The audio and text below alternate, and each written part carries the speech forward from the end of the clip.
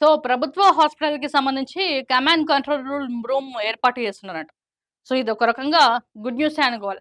ఎందుకంటే, hospital entry అయ్యేటప్పుడు గేట్ల దగ్గర గావచ్చు, ఆ లంచాలు గావచ్చు, గవర్నమెంట్ పేద తరగతి వాళ్ళు పేద మధ్య తరగతి వాళ్ళు ఏం జేస్తారు?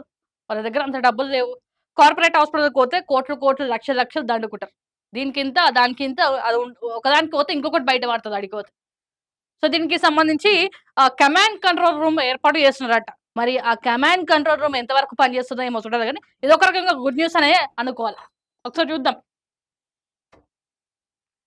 పీహెచ్‌సీ నుంచి మెడికల్ కాలేజీల దాకా నిరంతర నిఘా. సర్కారు దవాఖానాల పర్యవేక్షణకు కమాండ్ కంట్రోల్ సెంటర్. అటెండెన్స్ నుంచి సర్జరీల దాకా అన్ని మానిటరింగ్. అంబులెన్స్‌లు, మందుల నిల్వ, ఎక్విప్‌మెంట్ అన్ని లైవ్ అప్‌డేట్స్.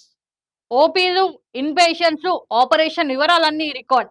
కలెక్టర్లు, హెచ్ఓడీలు అధికారుల స్థాయిని బట్టి మానిటరింగ్ యాక్సెస్. ఇప్పటికే బయట రాష్ట్రాల్లో command control centre system success. మన రాష్ట్రంలో కూడా తీసుకురావాలని భావిస్తున్న ప్రభుత్వం.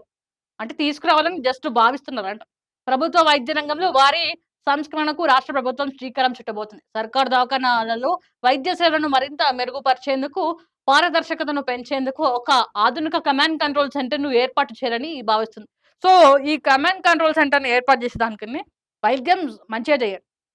ఇక్కడ ఉన్న వైద్య వ్యవస్థను కంట్రోల్‌లో తీసుకోండి. పేషెంట్స్ వస్తున్నారా? మన దగ్గర డబ్బులు లేక వస్తున్నారు కాబట్టి, ఆ చిన్న చూపు చూడకుండా చేసుకోండి. మీ కమాండ్ కంట్రోల్ రూమ్‌లో పెట్టి దానికి పైసలు వేస్ట్ చేయకండి. ఉన్న వైద్య సేవలు చక్కగా అందించండి. ఒకసారి రండి. గాంధీ హాస్పిటల్ గావచ్చు, నీరాఫర్ హాస్పిటల్ గావచ్చు, ఉస్మానియా హాస్పిటల్ గావచ్చు, కింగ్ కోఠి హాస్పిటల్ గావచ్చు, ఒకసారి మీరు బయటికి రండి. ఎక్కడో పోయి private corporator hospital, Medicover hospital పోయి రిబ్బన్ కట్ చేసే బదులు రేవంత్ రెడ్డి గారు ఇక్కడ రండి. ఇక్కడ సదుపాయాలు ఎట్లున్నాయి, ఏంది అని చెప్పేసి. అక్కడ సరే గవర్నమెంట్ హాస్పిటల్‌కి పోతే ఒక డెలివరీ అయిపోతది. ఇప్పుడు ఒక డెలివరీ చేయాలంటే మినిమమ్ ఒక రూ. 1,00,000 ఉండాలి. ఆ రూ. 1,00,000 లేకనే గదా గవర్నమెంట్ హాస్పిటల్‌కి పోయేది. ఇక్కడేమైతది? ఎక్కడ అడ్మిట్ అయ్యే దగ్గర నుంచి డిశ్చార్జ్ అయ్యే వరకు పైసలు వసూలు దందా స్టార్ట్ అయితది. ఇవన్నీ అరికట్టండి ఫస్ట్. ఈ కమాండ్ కంట్రోల్ సెంటర్‌లు, ఈ కమాండ్ కంట్రోల్ రూమ్‌లు ఏర్పాటు చేయకుండా దీనిపైన ఫోకస్ చేయండి. అక్కడ సిస్టమ్ ఎట్లా నడుస్తుంది? ఎట్లా ఉంటుంది? వైద్యులు గావచ్చు, నర్సులు గావచ్చు, డాక్టర్లు గావచ్చు, పేషెంట్స్ పట్ల ఎట్లా వ్యవహరిస్తున్నారు? వాళ్ళకి సంబంధించి ఒక మీటింగ్ పెట్టండి. మీరు ఉంటారా? ఉండండి. లేదంటే పీకండి అని జెప్పేసి. మీరు నిజంగా ఆ పేషెంట్ పట్ల అసభ్యకరంగా ప్రవర్తిస్తే, పేషెంట్‌లను చిన్న చూపు జూస్తే, ఖచ్చితంగా వాళ్ళని సస్పెండ్ జేసి పడేయండి. ఎట్లా ఇష్టమొచ్చినట్టు మాట్లాడడం, ఇష్టమొచ్చినట్టు వ్యవహరించడం. నిరాఫర్ హాస్పిటల్‌కి పోతే చిన్న పిల్లల్ని పట్టుకొని మధ్యరాత్రి వస్తుంటారు పేరెంట్స్. పిరిసొచ్చిందన్నా గావచ్చు, దమ్మొచ్చిందన్నా గావచ్చు, కొంతమందాడ ఈ డాక్టర్లు, నర్సుల కంటే ఆయాలు మాట్లాడుతుంటారు. నిలబడలే లైన్‌ల పైసలిచ్చి వస్తున్నారా మీరేమన్నా అని. పైసలు మీరిస్తున్నారా? ఈయన పైసలే గదా! ప్రతిది ఒక్కటి ప్రజల నుంచెళ్ళే పైసా. కాబట్టి ఒకసారి మాట్లాడేటప్పుడు ఆలోచించుకోవాలి. ఈ గవర్నమెంట్ హాస్పిటల్‌లో పని చేసేటోళ్ళు నర్సులు గావచ్చు, ఆయాస్ అటెండర్‌లు గావచ్చు, డాక్టర్‌లు గావచ్చు, చిన్న చూపు చూడకుంటే చాలు మమ్మల్ని. హాస్పిటల్ పోయినప్పుడు. ఇష్టమొచ్చినట్టు మాట్లాడడం, గలీజ్ మాటలు మాట్లాడడం. ఫస్ట్ ఈ ఈ ఇది ఈ ఇదేదైతే ఉందో దీన్ని మార్చండి. ఈ వ్యవహార శైలిని మార్చండి. ఈ కమాండ్ కంట్రోల్ రూమ్‌లు ఇవన్నీ తర్వాత. ఇవన్నీ చక్కగుంటే అవసరం గూడా లేదు. ఎట్లా పని చేస్తున్నారు ఏంది అని.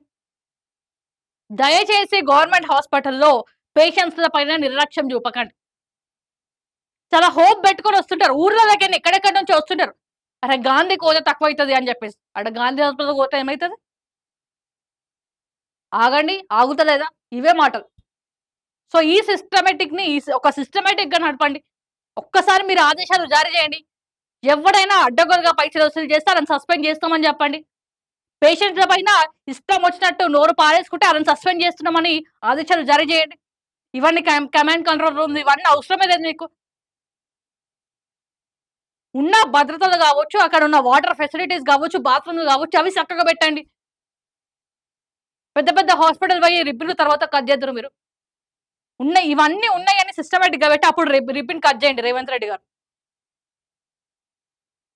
సో, ఉన్న కమాండ్ కంట్రోల్ రూమ్ ఎట్లా పనిచేస్తుందో తెలవదు మన హైదరాబాద్‌లో గాని, ఈ కమాండ్ కంట్రోల్ ఇప్పుడైతే ప్రస్తుతానికి అవసరం అయితే లేదు. ఉన్న ఫెసిలిటీ చక్కగా ఉంటే చాలు మనకి.